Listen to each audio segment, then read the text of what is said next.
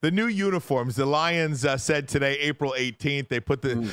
Have you seen the? I'm not going to ask you what they are, but have you seen it? I haven't. I haven't. And you know what? I'll be honest. I'm probably the worst guy in the world for uniforms. I'm colorblind. I don't see like the same things everybody else does.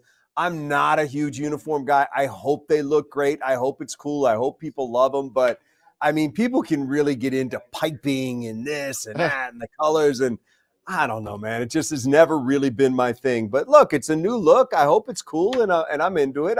There's certain things they've done that even not being a uniform guy, like the throwback helmet they had this year with the logo from the 60s. I loved that. I thought that was awesome.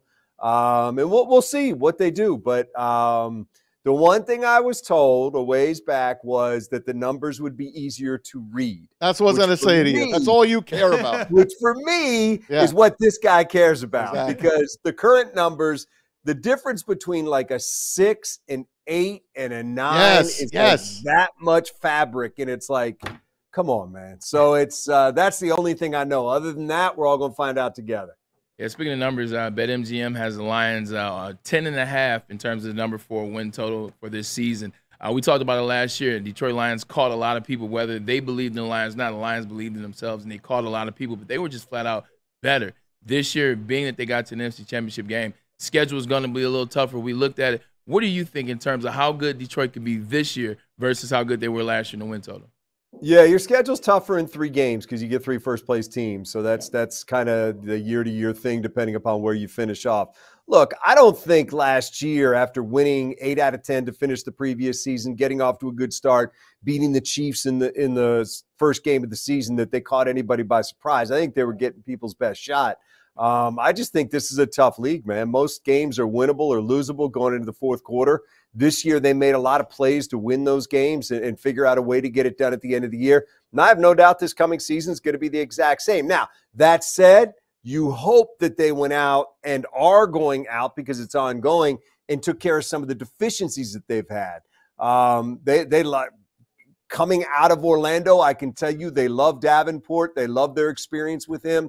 They feel like if he can stay healthy, they can get a lot out of him as a guy that can rush the passer. Obviously, they love DJ Reader. They feel good about what's going on at cornerback. I don't think they're done there yet. I think that's been a big source of conversation here recently. And then offensively, I think that they felt like getting Zeitler, that offensive line isn't going to skip a beat. They're going to move right forward, and that's going to be, once again, really the face of this team and what makes that engine go on offense. So, look, they were good last year. The object of the exercise is to be better this year because you didn't get where you ultimately wanted to go. That's ongoing. They've added some. You've got the whole draft still to go. I think, obviously, Brad Holmes has earned a lot of our trust by what he can do in a draft and how it can pay dividends right away. And then there's still veteran free agents out there that are going to help teams win, and one of those teams might be the Lions, depending upon whether or not one of these guys fits into what they're looking for. Dan, you have a unique perspective, unique access to, Rod Wood, Brad Holmes, Dan Campbell, all in Orlando, all one-on-ones that you can watch on fox2detroit.com. I want to point that out. But those 3 guys and the time that you spend with them individually, how I guess what I want to ask is how connected are those 3 people specifically, president, GM, coach, just in the vision that they have in where this franchise is going and continuing to go in every level of that organization from the top down? Yeah, it's tough. I don't think they like each other much. I don't think there's a lot of communication. No, listen, this goes back to, and you and I and Braylon and Maz, we've talked about this before. This all goes back to the vision that Sheila Hamp and Rod Wood and Mike Disner and Chris Spielman had when they hired these guys, was to be collaborative and that everybody was going to work together.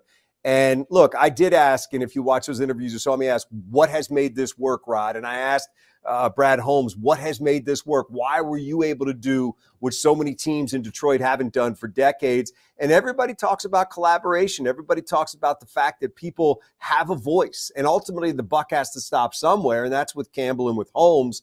But it is really a group that gets along and is pushing in the same direction and wants to be successful and believes that the way to do that is to work together. And that's not the case in a lot of organizations, guys. And it wasn't the case in this organization before. And I think that is their strength. They believe that is what makes this thing go, is the way that they all work together. And that is the front office. That is making everybody in every building feel valued, that they're part of something. So it's a great question, Ryan. And the answer, I think, is the secret sauce to their success, is that, yes, they get along. And yes, they really feel like there can be good back and forth, agreement, disagreement. But at the end of the day, they understand there has to be a unified vision. You may not always love that decision, but it has to be a unified vision, and that's how they move forward. Hey, Dan, Ryan, yesterday, he came up with something. I think he stumbled on something gold. We were talking about the type of players that stumbled. Well, not stumbled, but in the midst of talking, I'll give you all the credit. He basically was talking about the type of players that come here. They all love playing for Dan Campbell. They love playing for the Detroit Lions. They love the role that they have, but they all have chips on their shoulder. Whether it's a Dave Montgomery that comes on because things didn't work out in Chicago, or whether it's a D'Amico Robinson who's already excited because of how things kind of played out with the Raiders. But the draft picks, Brian Branch thought he should have been a first rounder, probably should have. He's got a chip on his shoulder. Amon-Ra St. Brown, 4th round, he's got a chip on his shoulder. Justin Houston, who had 9 sacks or 8.5 sacks in 9 games, he's got a chip on his shoulder. I think those are the type of players that they're looking for. They say there's 31 other teams. They can do it their way. We do it our way. I think the chip on their shoulder is what they're looking for. Yeah, and I throw Jared Goff in that group too. I mean, he got basically cast aside by the Rams, and people looked at him as a bridge quarterback. And believe me, he heard every one of those comments. And I think it was in his mind he was going to show everybody he's not a bridge quarterback, he's a winning quarterback, and he's done that. I don't know, Braylon, how much of that is by design, but certainly that's a lot of coincidences that they've brought in guys that feel like they have something to prove. And I think, too, when you're at times signing guys to 1-year contracts, that can also be part of that. That can also be part of what leads a guy to believe that they have something to prove when they come here. But it's a good locker room. It's a locker room that has a lot of guys that are, wanting to show what they can do. You just went through a great list there of guys and that want to show that they're worth maybe more than they're getting right now and go out there and more than the respect, more the money, whatever it is. I think that's part of it. And I think they put a lot into the makeup of a player. Now, look, as I say that, I understand there's people out there saying, yeah, but Cam Sutton, look, you throw 90 guys in a room and you can do the best thing in the world that you want in terms of trying to find backgrounds and predict how they're going to act. It's almost impossible to do. But I just want to head that off because I know exactly where people's minds will go. Look, that's a bad situation, but I credit them that they looked into it and that he was gone the next day. And I think that goes to the culture that they want to have with this team and the type of people that they want to have within this organization. But look, I think I would have told you last year, and I will tell you today, that locker room is a good one, and that's not by accident. They put a lot of work into that. There are some players that people want to see them go out and get at times, that they're just not Lions type of players that they're going to feel good about going out to get. And that matters to them. And they've made that a priority along with obviously the ability to play. But there are some guys that can play that just wouldn't fit in here. Dan, let's go back to free agency for a minute because I love talking about free agency. And who they didn't get. Brad Holmes mentioned, of course, that he had a great class. He loves everybody. And he wanted to get Josh Reynolds in here. They didn't. He goes for $14 million. He's out of town. He's gone. So we don't get him. They re-sign Donovan Peoples-Jones for a year. They give him, I think, a couple of $1 million to rerun it out again. There's a guy out there that just did a podcast, DJ Chark, a guy that used to be here, that said, look, I don't need to be a number one. I just want to go to a team that has a chance to win a championship. What's your take on him? What's your take on the whole wide receiver and the miss on Josh Reynolds, the letting him go? Well, I don't know if it's a miss. I think, look, letting him go. $7 million might have been a little bit steep for them. 2 years, $14 million might have been a little bit more than they had slotted in for that position or slotted in for Josh Reynolds. So they made it clear down in Orlando that they were still talking to him and they would have liked to have had him back. But there's always going to be a line that you're not willing to cross in terms of money, and that's where you have to turn and walk away.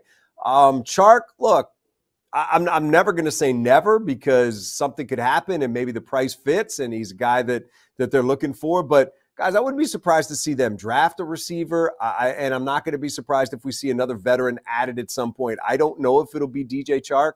I don't know if it'll be somebody by trade or a free agent that's still out there. But I fully expect that position is not finished yet. And you're going to see them bring in another guy that will play a significant number of snaps for them. I mean, look, we sat here and talked a couple weeks ago. It wouldn't surprise me at all. And this is one thing that Dan Campbell talked about. They like their roster. And they don't feel like they have to go anywhere right now in this draft because they have an absolute need for something. Now, that's not to say that they don't feel like they can get better in some spots because obviously we all know that they can.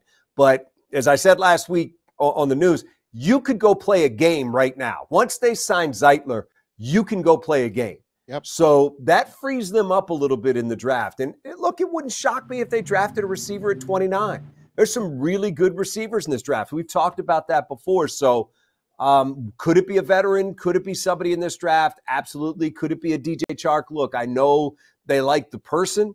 I think some of it would depend on where they feel he is physically and whether or not there's a better route for them to go. Cool. Dan, what a couple of weeks for the department, the sports department, too. You got March Madness this weekend, Tigers opening day, NFL draft. You've got the Red Wings in a playoff run. Woo. Pretty good time for Detroit sports right now. You know what? It's why this is one of, if not, and I'll challenge anybody, find me a better sports city than we have right here. And it's having first of all, it's having passionate fans. And it's having a fan base that's different than a lot of cities that a lot of these fans have lived here their entire lives. This isn't the most transient area in the world. I grew up in Washington, D.C., where a lot of people were coming and going, and it might depend on which party was coming or going, in Washington, and that could change a lot of things. But, man, the roots run so deep in Detroit and in Michigan, and I think that's where you start.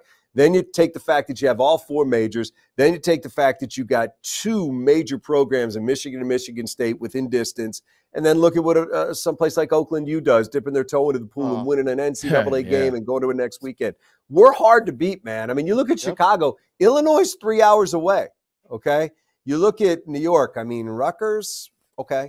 But I just think we're hard to beat when it comes to sports. I really believe that. And that's not to, degrade anybody else. I just think when you look at the total landscape, this is, in my opinion, the best sports city in America. And I think it's because of everything that we've got. It's not about success or winning or anything like that. It's about all the choices that we have and all the things that make it exciting. And as you're alluding to, man, something going on all the time. Hands down. You hit the nail on the head with Chicago because out of those Chicagoans, they cheer for Notre Dame, not Illinois. They cheer, and that's not even in Illinois. Yeah. So, and again, it's not – Chicago is a great city and a great sports city, but they don't have, Michigan right around the corner and Michigan State a short drive away like we do. And then it's just there's a lot to like about – the setup that we have here, and to do what we do, guys, all of us, man, you couldn't be in a better place. Well, keep pumping out that content for us because it can get a little dry in March. Okay, so thanks, Dan. Yeah, I tell you, it was great down there, and it's kind of a laid back atmosphere that you can talk with those guys, and it was fun to just kind of get their take on where they're at right now. And the one thing I'll say is they're not done. This free agency isn't over. Their roster churning isn't over. And obviously you got the draft coming up. And based on what Brad Holmes has shown us so far, I think that should be a reason for all of us to be optimistic and excited about what they're going to add. Dan, before I let you go, what do you think? Let me go. Okay. What do you think of the new kickoff rule? And what about that drop tackle, hip drop tackle? Yeah, I mean, let's take them one at a time. I like the new kickoff rule. I want to see. Let's see how that brings the game back. I think Dan Campbell said it best. It's another exciting play, and it allows you to play special teams. And the Lions have one of the best special teams coaches in the NFL in Dave Phipp. Let's see what he can do with this. And, let's see now what they do in terms of a return guy back there. I mean, maybe would it be kind of electric to see J-Mo back there? I have no idea if they try it. I'm just throwing that out there with no knowledge whatsoever. But I just start thinking, you know, I'm a big kick return guy. I want to see obviously safety and players be okay, but it's such an exciting part of the game. And when you have a great player back there and you're the opposition, man, you're on pins and needles making sure that guy doesn't bust a big one against you. So I'd love to see it. Listen, the swivel hip drop tackle, I'm all for player safety. I foresee that we could have some situations late in games where flags get thrown and we're arguing about whether or not it was just a hip drop or was it in fact a swivel hip drop? Yep. Because it's the difference of, you know, the player obviously lifting himself off the ground and then pushing into the back of the ball carrier's legs. But, you know, we'll have to wait and see. Look, it is about safety. There is a tremendous, you know, a much larger percentage of players that have been hurt on those plays. But my mind immediately went to, you know, somebody throwing a flag and, man, we're just debating the difference between hip drop and swivel hip drop. And let's just hope it's not Brad Allen throwing the flag. Right, no doubt. I hate no it. doubt. I hate Absolutely. It. Hey, Dan, thanks so much, buddy. We appreciate it. And don't forget, you can watch us every day on the Fox Local app. Yeah. I know Dan Miller Thanks, has fellas. that, the Fox Appreciate Local it, app. Good stuff. Thanks, Dan. We appreciate you. You got it, guys. Thanks. All right, buddy.